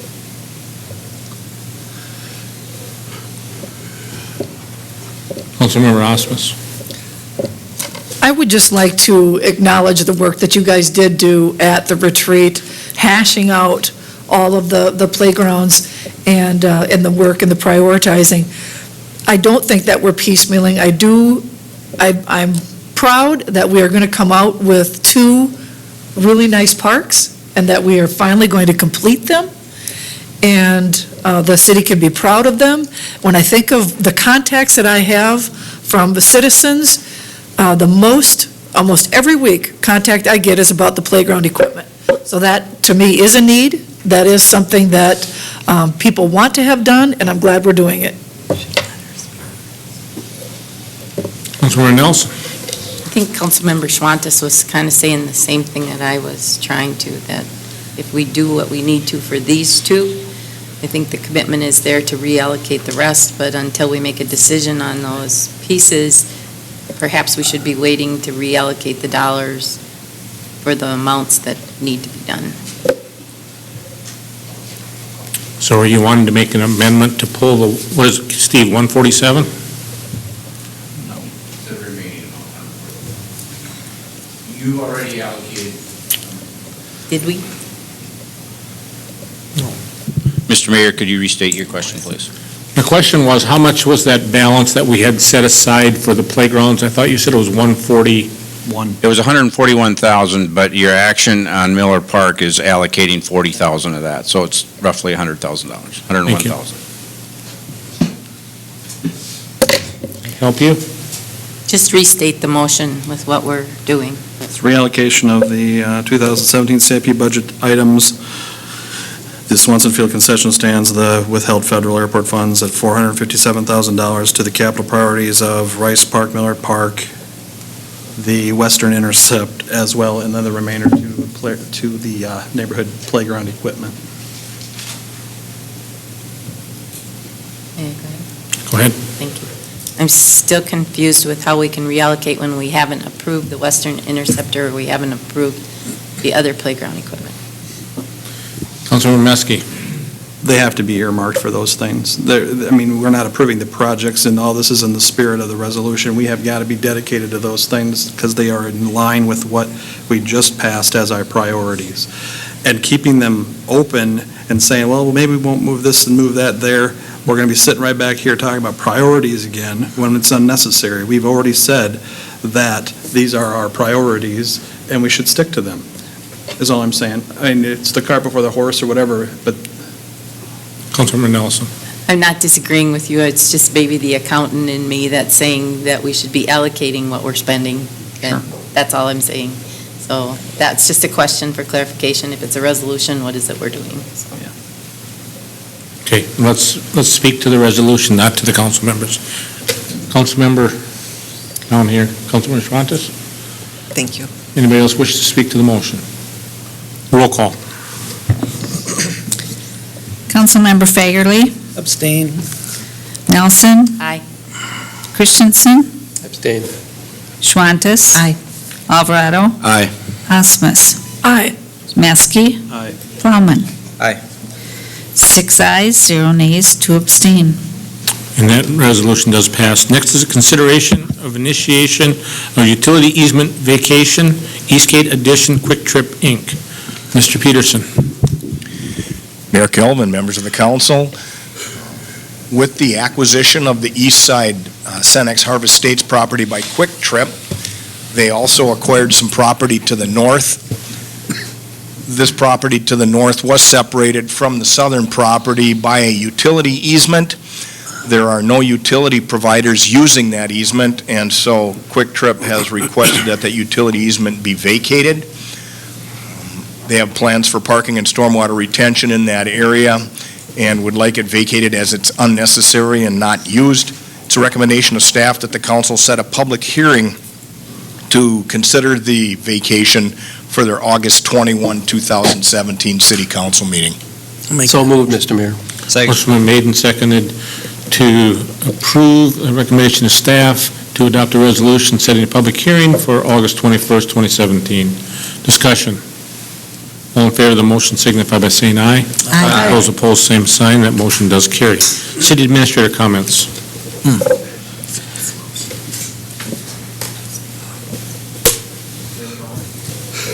Mayor. Mr. Peterson.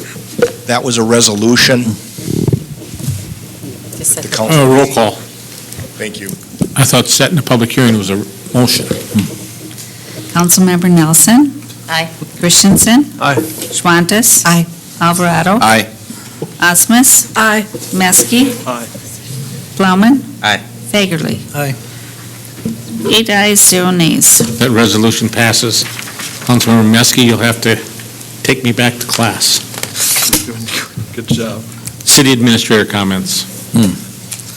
Well, I have 6 items, but I'm going to make them quick, okay?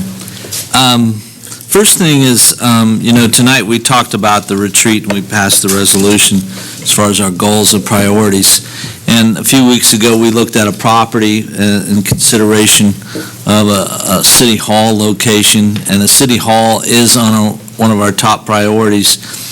I had a discussion with the mayor today, and I would like to continue to work on this project and move forward with some hard numbers. We have some estimates, but the mayor would like to have those numbers firmed up a little bit. And so during our discussion, it was basically suggested that we, ask the question to the council, is there anyone opposed to me moving forward with getting some hard numbers and investigating, the possibility of a city hall, a new building? Am I stating that pretty much correctly, Mayor? So I'm just soliciting any type of comments right now. Don't spend any money, don't spend more than $2, whatever you're looking for, don't do it at all. I mean, that's what I'm looking for tonight, some guidance, so that makes sure that we don't waste our time and effort on something that's not going to go anywhere. So anybody changed their mind since the last time we spoke? Councilmember Christensen. Thank you, Mr. Mayor. I've talked to several people about this, and one person brought up an interesting scenario, and why would we take a private building off of the market when we're getting about a little over $10,000 a year taxes on it, when not in the too distant future, we're going to be offered the old courthouse for $1, and then spend the renovation money on that particular building? Why would we do that? To me, it makes sense to keep as much property as we can on a tax roll. It was a good thought, and I said, well, I'll bring it up. And it makes a lot of sense to me, because we were always talking about expanding our tax base, and we'd be shrinking it, albeit $10,000 a month. That's $100,000 in 10 years. It doesn't seem like a lot. However, a little here and a little there and a little here, our tax base disappears a little at a time. I'm not sure the timing of the new courthouse, but someday it's going to happen, and we would buy it for $1, like we gave them the school property for $1. I think we need to think about that, and our tax base presently is not expanding enough to keep the services that we're providing current. I mean, it is not. It's just look at the numbers. We need to fill industrial park. We all know that, but until it's expanding to the point where it can fill the dollar hole that's being created by not expanding the tax base, we need to think hard about how we're spending our people's money. I'm representing the people that got me here, and they're concerned about it. This was another item that we had lengthy discussion at the retreat, as to if we looked at the building to the north, the county building, or if we looked at a new building. And we had considerable discussion about that as far as costs and what those costs may be, including the demo costs that would be required for that building on the north side. The south side of the county building. So you get it for $1, but like a friend of mine said, you can go broke on free money. And, again, this is something we talked about at the retreat, and, if the consensus is not to move forward, let's not move forward, but let's have some additional discussion. Councilmember Meske, followed by Osmus. I think looking at a plan of renovation to get some dollars on that is a good idea. And I mean, when you look at them, if the courthouse comes available, there's still going to be the same renovation dollars you're going to have to go, and they may be different, but they're still going to be the same kind of cost. I'm assuming that we're also going to explore the idea of a merged kind of a concept building we had talked about, and perhaps, some of those other properties, if they come under a consolidation plan, what those properties could be sold for as well. So we kind of see all the pieces in play. Instead of just saying, we're going to renovate this and keep all the properties, I don't know if that makes a lot of fiscal sense. So if we're going to look at it, like we were talking about, the complete concept, I think. Big picture. Yep.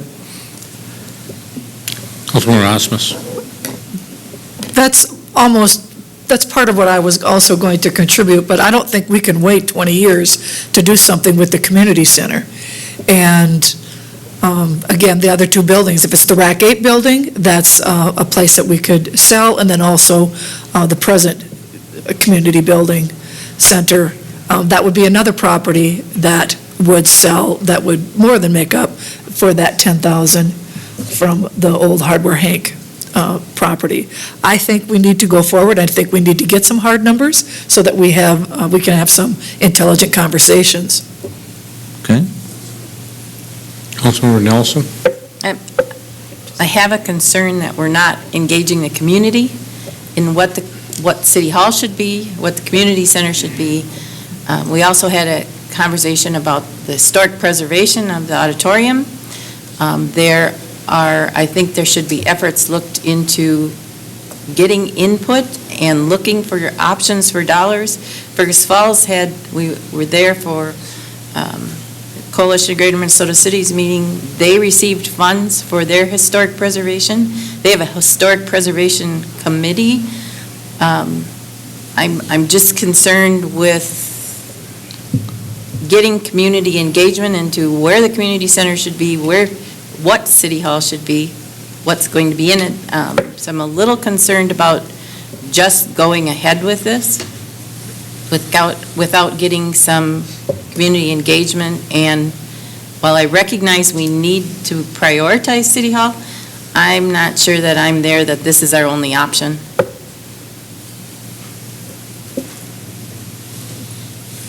Councilmember Schwantes. Thank you, Mr. Mayor.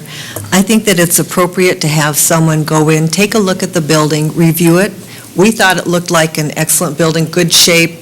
Is that in fact correct? We're not engineers. Maybe have an engineer, architect take a look at that and give us a rough estimate as to what it would cost to do something with this building, and whatever that something is.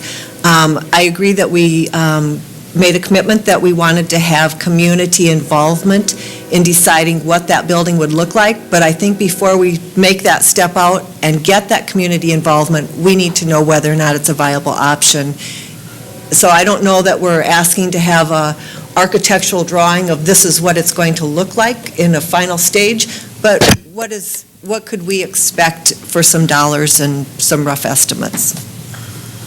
Councilman Meske. We continue, now I'm looking here at the resolution we passed about the priorities. Now we will have successfully done every one of them this evening, which is good, because that's what we should be talking about. But we have City Hall, Civic Center, which we talked about, and the Community Center Auditorium. We have those sort of tied, that we needed community input for those, but yet because of the importance of the auditorium, we said we're going to move ahead with the tuck pointing, which someone had thought we should reallocate. We said no, we're going to keep the building intact. Any kind of discussion that we're going to have that talks about how to deal with those facilities, we should be entertaining all of those discussions. Decisions are another story, but I mean, if those are our priorities, we got to get solutions on the table, and this is the first one. It doesn't mean it's going to be the best one, but we have to start talking about it. We said those are our priorities, and so now we've successfully covered the list, so I'm okay with the conversation we're having. Conversation is always good. I would just add, Mayor. I don't know that you've got consensus here. I think I do. I think I do. Need a motion to give you direction? No, I don't need a motion. I think I've got direction. And I will just also say that, through all the projects that I've designed and been part of, and, part of the creative team, a lot of times, we'll say we're going to build a water park, or we're going to build a hospital, or we're going to build a new city hall. And we go out and we get an architect and we design a rough draft. And then 9 times out of 9, that's when we take it to the public. And we'd say, here is our rough draft. This is what we're looking at. And then I get the employees' input, and they say, oh, that's too small, that's too big, that parking's not adequate. And then I have the community come in and look at it, and they say, that's near a school, that's near this. And so you do not build these things, in a vacuum. You will go through that community process. Why? Because it's a smart thing to do. You want to get everybody's input. So I just want to give you some self-assurance that whatever project that I'm involved with, we are going to get community input because it's the right thing to do. So I will end it with that, Mayor, and if I have permission, I'll go into number 2. You have my permission. Okay. Not sure you need it. I had the city clerk pass out the upcoming agenda schedule, and this is something that I did in Missouri, and it's basically, this is a calendar of our work sessions and our agenda, and this is a draft. This isn't in concrete, but it can basically give you some heads up, because a lot of times, I know you were talking with your constituents, and they're saying, why aren't you talking about this? Why aren't you talking about that? Well, this will kind of give you a guide and a heads up. Oh, I see that it's on next month, and so that you can tell your constituents or your neighbors or whoever it is, and so you will, get a better visualization of what we're trying to do. And also, it's a tool for our staff, because a lot of times our staff is not for sure either on what direction we're going. And so I think this will be a good tool for all of us to start using. As I've told staff, and I will just, say this, that I'm all about calendars. I like to program out a year in advance everything. It doesn't mean that you're locked in, but it gives you a guidance tool. And so I'm big on planning, and so as we approach this budget year, I will start planning things for 2018, and we will have those dates. So like I've told staff, on January 1st, you will know a lot of things because I'll program that into the calendar. So please look that over. If you see that something's on there or something's missing, just simply send me an email and say, hey, Ike, where's this? And between the city clerk and myself, we'll address that and let you know. So thank you very much for looking at that. I will also say, number 3, thank you to everyone that was able to make it to the pool party. I think it was very successful. I think I had a lot of positive comments from those that attended, and very appreciative. Also on that same night, just to prove that you can do 2 things at once, we had a record number of people attend the concert out at Rockin' Robin. So that's great. We did that on the same night. We didn't cancel it, so I'm very proud we went forward with that.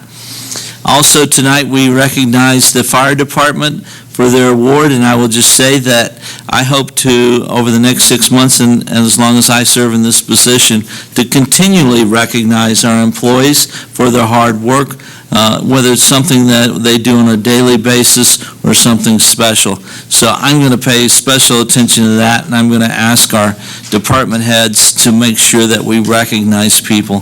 I know a lot of times you can't do it with money, but, saying that a boy and patting somebody on the back sure doesn't hurt. And lastly, I will say that I sent you an email today, and I know that, the finance portion has not been there. It hasn't been here since I've been here. And so I want to be better informed on our finances. And so if you look at that agenda, every second meeting of the month, there will be a finance briefing. Also, if you'll notice on there, there's going to be a public works briefing every month on projects. I feel like I'm out of the loop sometimes, and I'm sitting right in the office. So I can imagine how you feel. I was out today driving around looking at the parks. Where are we mowing? Where are we moving dirt? Why isn't this happening? I was looking at the project in the city hall. Where's this at? Give me an update. So I ask these questions on a daily basis. I'm trying to do a better job so that I know and I can pass that information on to you. So I promise you that I will continue to make that effort.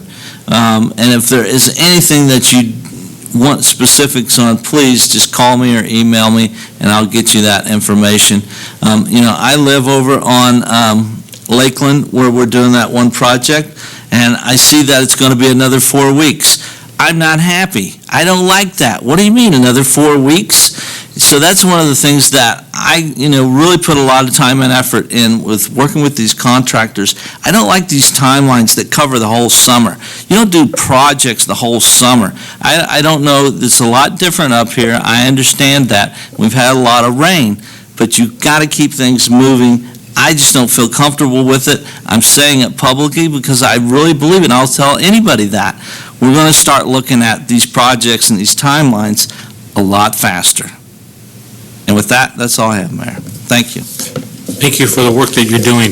I think, Mr. Holland being with us, we're starting to see the fruits of what you can bring to the table. And our last city administrators, no demise to them, but, you've got a clear vision of where you're going, and you've got a plan on how you're going to get there. And we have that now, which is good, which is refreshing. So thank you. Under the mayor's comments, a reminder that the VFW tournament is in town, 9th through the 12th, out at Swanson Field and around other communities within our area. They have their banquet on Wednesday evening out at the convention center, so try to take in a game or two. They would greatly appreciate that. I've been working with them over the past year for this, and I'll be in attendance at their banquet on Wednesday evening. And then also the county fair starts this week, so get out to the county fair, enjoy the festivities. I'm glad to hear that we did not have our rides in Midway people pull out like some other communities have or other counties have. So I'm looking forward to a great project out there. And of course, everybody likes the free sweet corn, so try to get out and enjoy that as well. And then Rockin' Robins is tomorrow night. It's the last one. It's a great event.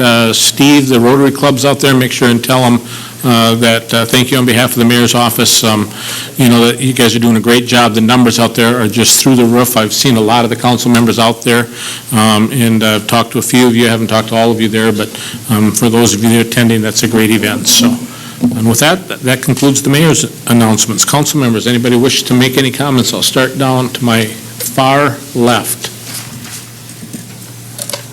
Okay. Councilmember Osmus. Is this like positive time? Well, you can have it whatever you want. The intent was for it to be positive time, yes. Okay. Great things are happening in our community. If you got yes, something they not are, so good, and I'm excited about them, but I did receive some phone calls and some emails this last week about the fireworks, and I kind of thought maybe you would bring that up. But I love the Stingers. I was a host mom for 6 years. I've had Stinger players staying at my house. I'm a huge Stinger fan, but we had fireworks at 12:30 at night, and I said that we would probably be addressing that this evening at the city council meeting. Where can we leave that?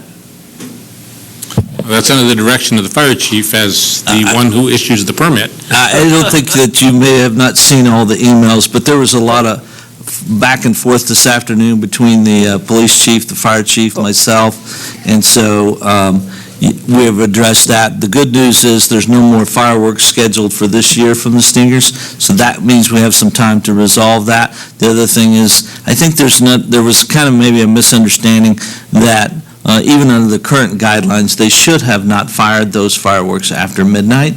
So we're going to address that, and we're going to be, good neighbors, and we're going to work together and make sure that doesn't happen again. But yes, we also got those notices that people were, got woken up in the rude hours. So Okay, I didn't miss anything, did I, Chief? Okay. I think it's good that we are letting the citizens know that that's being addressed. Yes. Thank you. This happened one other time when someone else was the fire chief. I remember the phone calls. Councilmember Meske, anything? Councilmember Plowman, anything? Thank you for the happy and productive meeting. Fairley? Thank you, Mr. Mayor. Well, with all the construction on First Street, you stop at stop signs and you get to look around, and I think I've seen all the signal boxes that have been painted. Aren't those cool? And they are really, really nice. And I think the one by Super America is Ron Adams. Yeah. That's Yep. Picture of him, yeah. And his dog. And his dog, well, I didn't see the dog, but. The dog is there, too. But they did an excellent job. And then one other thing is, there's no smoking in any of our parks, right? Not supposed to be. Okay, because I go by Rice Park, and I see the contractors on break.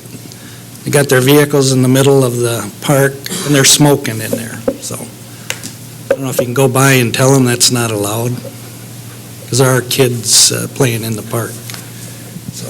I think staff will take care of it. Councilmember Nelson. So I'll comment about the fireworks also. I was actually there, and the fireworks were actually quite amazing if they perhaps had been a couple hours earlier. I did have someone make a suggestion that perhaps when they have the games go into extra inning, that they could consider shooting the fireworks off at the end of the ninth inning, and then proceed on with the game after, which would put it still between 10 and 11. So they were extremely loud also for any type of fireworks, so, but they really were good. Councilmember Christensen. Thank you, Mr. Mayor. I was going to mention the Stanger thing, too, because I had several emails and phone calls from neighbors over there. I'm kind of wondering where we're at with CentraCare. Are we going to hear any more? The nurse that spoke this evening brought it up, and it just reminded me that, are we going to hear any more, and is it going to affect our payment in lieu of taxes? When are we going to? In fact, I plan on speaking with the director tomorrow, but we've been trying to coordinate, our communication over the last couple of weeks, and so we're going to try to get a better job. But, I mean, a lot of this is confidential, obviously, but I'm trying to work with the director so that I can inform the council as we go through the process, because I feel it's very important not only for the council, but is anything that we can tell the community. There was a nice article in the paper on Saturday, about a page and a half, and they went through some details there. So we're going to continue to do that. I still would like to work with the hospital and develop a market communication plan that I've done in other communities so that we can plan out all the details on how we're going to communicate, and goes back to what Councilman Nelson was saying as far as, getting with the community and communicating and soliciting ideas. This is a process that should also require some of that community input, and you've got to allow people to speak to those that are about to make those decisions. So we'll do that, not right now, but in the future. I understand it's going to take, a year to develop, but maybe an update every 6 weeks or something would be proper. I think you're totally right, even if the update is no change. Yeah, I agree. Right. I agree. Then you know you've been updated. Correct. But nothing is nothing. I agree. Thank you. And then I'd like to remind all the veterans that they'll get into the county fair free up until 2 p.m. On Wednesday, opening day. So if you're a veteran, and they get free meal or free corn that day. Is that right, Mara? Can I get a free hot dog? Free hot dog. They get a free meal, I think, don't they, Ron? I think they have it's a free meal, yeah. That's not, the corn is an evening event. Okay, that's right. And then don't forget Rockin' Robins again tomorrow night. It's a great event. Thank you. Councilmember Nelson. I reminded with Ron asking that question. Councilmember Christensen. Sorry, Councilmember Christensen asking the question regarding the hospital. Our administrator, the mayor, and myself did receive this document a week ago Monday with an email to us stating that this was going to be communicated to staff, and also that it could be shared with the council. It's my understanding that was not shared with the council, with the rest of them, so I would request that in the future when we get information that it be shared with the council. The intent was for the council to have this information the same time that employees received it. And so I know from being the hospital liaison, the hospital is working hard to keep communications open and to communicate as we can, or as they can. And so I think I just want you to know that's a commitment from the council to make sure we're informed, but communication has to be two ways also. So I thank you for bringing this, and I would like you to know that we are receiving communication. Councilmember Schwantes. Thank you, Mr. Mayor. I just want to thank the council. We did do a lot of work at the planning retreat along with staff, and it was really exciting to see it come to fruition. We honored that work that we did, so thank you very much. Good night. Councilmember Alvarado. I'd like to recognize the Public Works Department. They repurposed a snowplow, and they put it out on a nice platform in front of their garage. So if you get a chance, drive by there, take a look at it. It's pretty impressive. Thank you for that, sprucing up our town. You know, Councilmember Fagerly mentioned the boxes, and some of you know Procore Technologies is located out on the lovely Midwest Technology Campus, and they had some of their executive staff in town here about 2 to 3 weeks ago, and they had driven downtown, they'd seen those boxes, and Santa Barbara is a pretty artsy community. They actually took pictures of our boxes to take back to Santa Barbara so that they start doing it out there. So that just goes to show what having a strong business community can do for your community when, you know, everybody thinks that Santa Barbara is really this artsy place, and they're actually grabbing ideas from Willmar, Minnesota to take back. So we've got a lot of great things happening in our community. We've got a lovely community. We've got a great people that live here, and I just really am honored to be able to serve as the mayor, and I agree, we did great work tonight. We talked about what we need to talk about, we got it done, and we got after it, so let's get after it and keep working hard. So thanks to our dedicated staff for their work and diligence as well. Mr. Brizendine. Mayor Calvin, members of the council, Mr. Fagerly's comment, I don't think we have an ordinance about smoking in the parks. I think our ordinance is smoking in our parks or facilities when there's youth activities, so we'll have to look into that versus just going to tell them to quit smoking in the park. But I do believe that's what the ordinance is during youth activities. I don't know, I think there's signs in Sunrise that says no tobacco allowed. I think there's a city policy, and then there's also a county ordinance. So maybe check on both of those. Will do. Okay. Anything else to go to the order? I'll entertain a motion. So moved. Second. Motion been made, second, we're adjourned.